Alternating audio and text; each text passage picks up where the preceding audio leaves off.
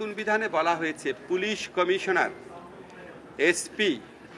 বা এসপি পদমর্যাদার কোনো জেলার এসপি পদমর্যাদার কোনো পুলিশ কর্মকর্তা উনার নিয়ন্ত্রণাধীন বা এখতিয়ারাধীন কোনো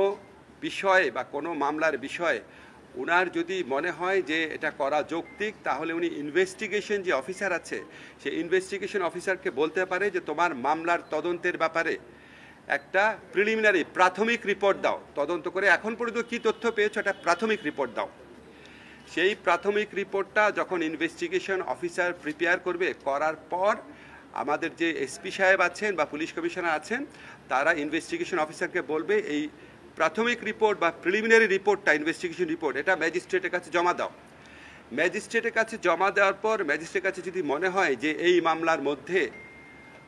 100 জন লোককে আসামি করা হয়েছে, তার মধ্যে 90 জনের ব্যাপারে কোনো অভিযোগই আসলে নাই, কোনো 90 জনের বিষয়ে কোনো সাক্ষী নাই, কোনো এভিডেন্স নাই, কোনো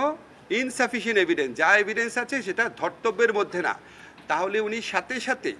প্রি ট্রায়াল স্টেজেই ওই মামলা থেকে ওই আসামিদেরকে, যাদের বিষয় বা যাদের বিরুদ্ধে কোনো সাবস্ট্যান্টিভ বা সাফিসিয়েন্ট এভিডেন্স নাই, তাদেরকে ওই মামলা থেকে মুক্ত করে দিতে পারবেন।